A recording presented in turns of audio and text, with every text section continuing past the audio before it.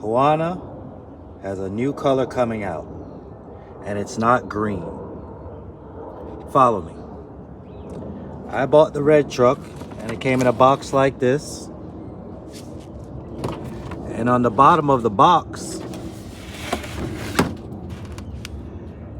it has color options for red or for gray.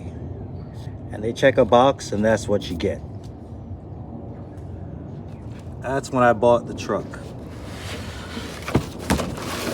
The 770s.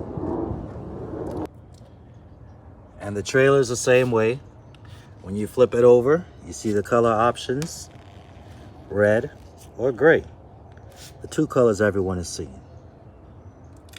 But I am in the belief that there's a third color. I bought a second trailer, came in a box like this, and I didn't notice it for a few days, but I looked at the bottom of that box, and instead of just having these two options of red and gray, there was a third option. And this is the box it came in. So you see the red and the gray. I bought the gray trailer, but there's a third color option. RPM, first to let you know.